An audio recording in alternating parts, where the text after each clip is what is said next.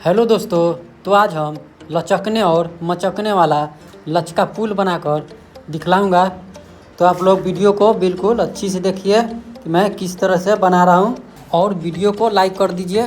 Channel पर नए हैं तो चैनल को सब्सक्राइब कर लीजिए, क्योंकि ये वीडियो बहुत जल्द बनकर तैयार हो जाएगा। तो आप लोग बिना स्किप किए हुए वीडियो को देखिए।